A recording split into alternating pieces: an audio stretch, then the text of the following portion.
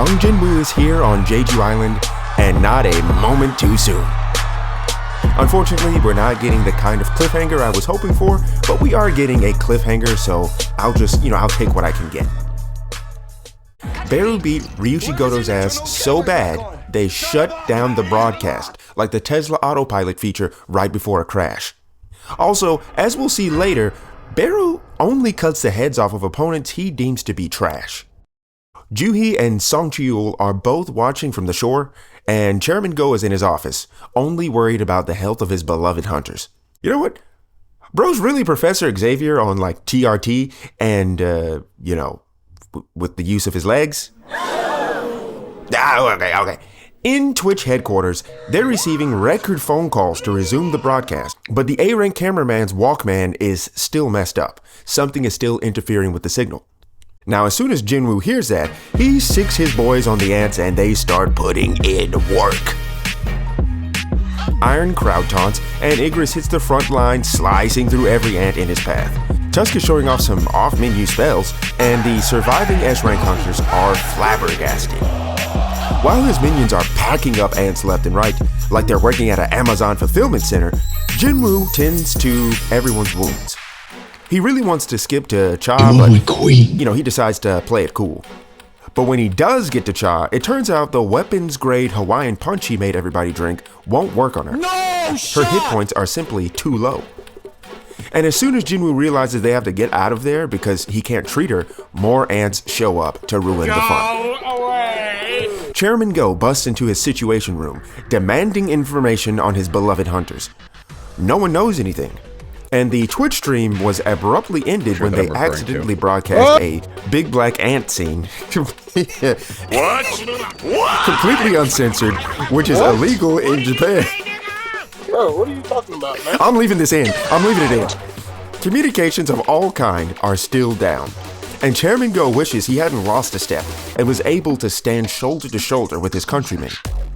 But this is an anime, and Chairman Go is a dope-ass old man, so I'm pretty sure we all know that this man is clearly run-on-site certified. I mean, he's gotta be strong as hell. Now, the guy running point on the Japanese covert op speaks to the trash-ass chairman of the Japanese Hunter Association. It's confirmed Goto is dead. As soon as he ends the call, he starts trashing Goto's name for no reason. Bro, I can't wait until you get what's coming to you, bro. I really can't wait for this shit. We cut back to Igris, Tank, Iron, and Tusk, putting in a four-man show while Jinwoo does more calculations. He really doesn't want anyone to find out what he can really do, but he makes the right decision.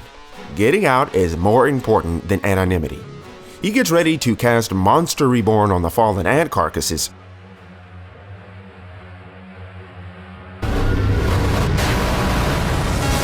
Beru has other plans. As his foul, demonic stench washes over the S-rank hunters, he saunters in, past the parted ranks of his soldiers and towards Jinwoo.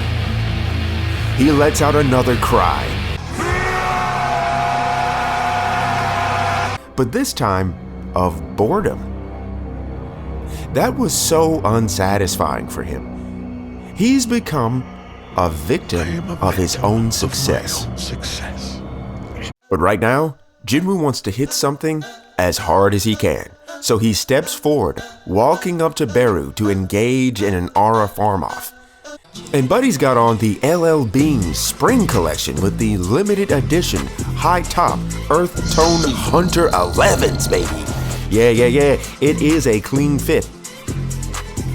And Beru can tell how powerful Jinwoo is.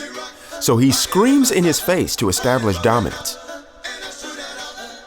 But Jinwoo lets out that dark passenger for a bit. You see that man's face? Yoppa. Whoa, hey. Come on, man. We don't need that.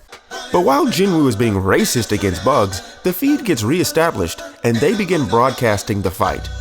Everyone gets to see Jinwoo recreate the iconic Frieza v Goku album cover, Rip Toriyama, and Chairman Go is ready to see his favorite hunter engage in some vigorous physical training.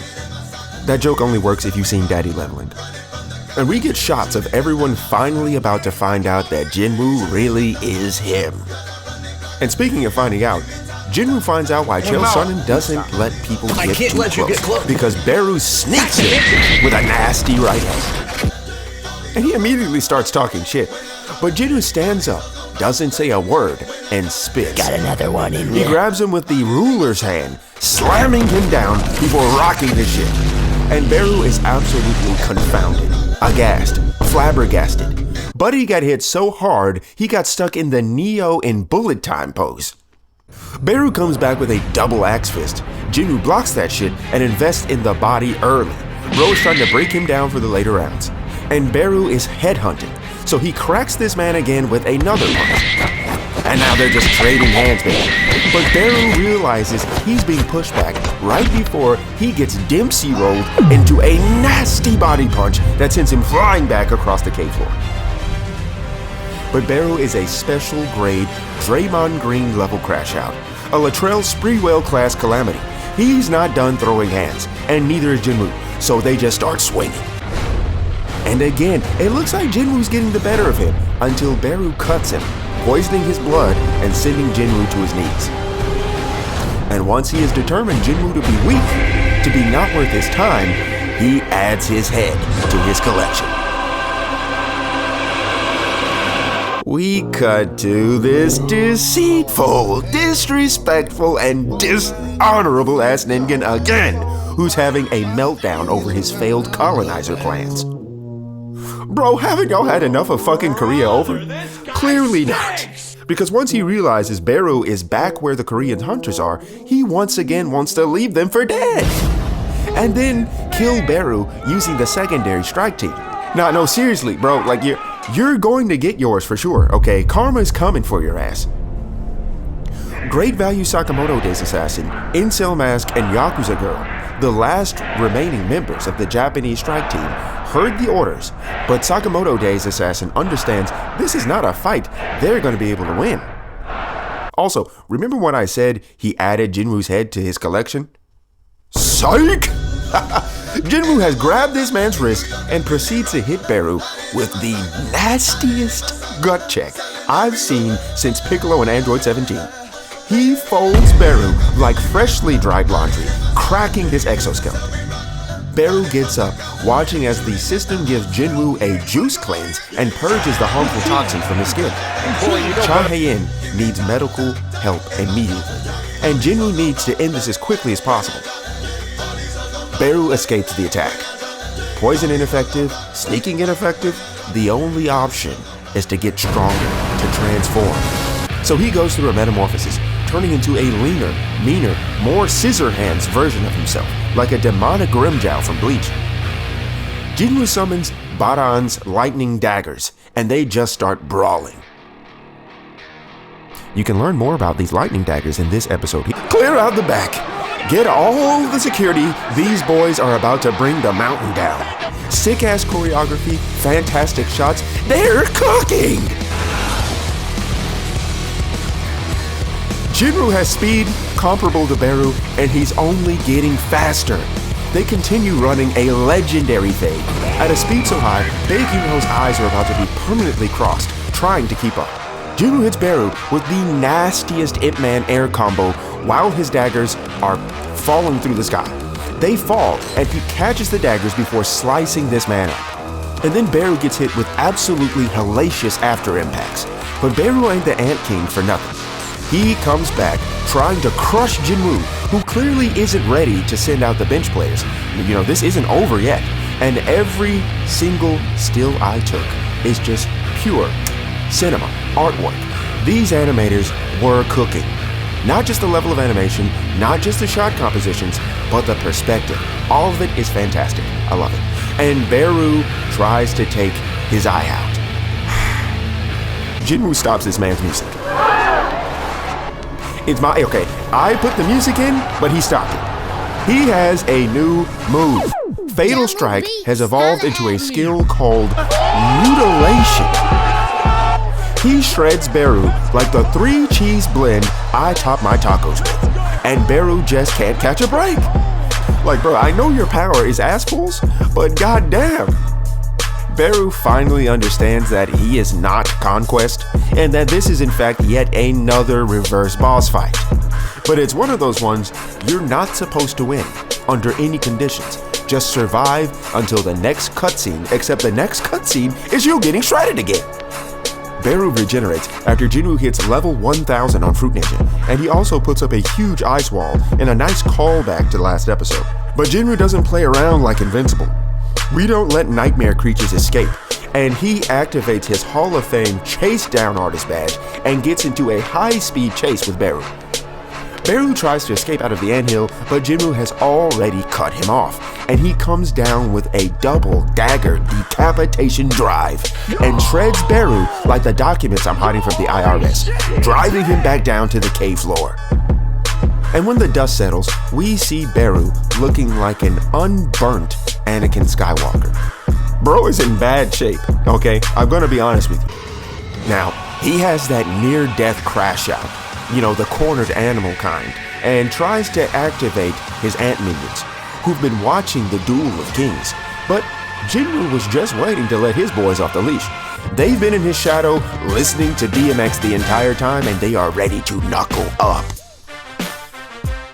And they massacre the ants, while Beru looks on until Kiba fires a goddamn plus ultra prominence burn that's so powerful it blows a hole in the side of the mountain just to make Jongin Choi feel even more useless.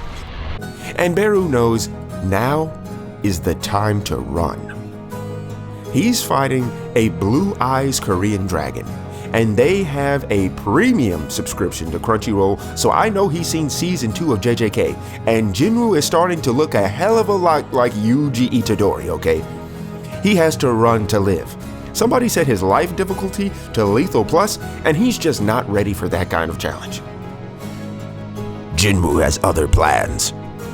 He uses Ruler's Hand again and slams Beru down, who has now been reduced to scurrying on all fours. Man. Bro is really going out sad, and I'm gonna be honest, you hate to see it. You really do, you hate to see it. Jinwoo chases, and with his mutilation technique set to maximum, he turns into Jetstream Sam, or Raiden from Metal Gear Revengeance, and absolutely cuts this man to pieces, putting Chahae to shame. And Beru, the terrifying king of the ants, has fallen. Long live the king is dead. There's no time for Jinwoo to celebrate though. Immediately, his waifu protector senses activate. Oh no! My glorious queen! Chahae is in bad shape and is fading fast. They have limited options. The potion didn't heal her, and it's debatable if they can get her to the helicopters in time because Jinwoo's exchange still needs time to recharge. He then tries using one of the remaining Elixir of Life potions, and that won't work. Chahae doesn't have an illness. She just got beat the fuck up. So what can they do? What can he do? Chahae-in's life hangs on whatever choice he makes. There must be something he can do.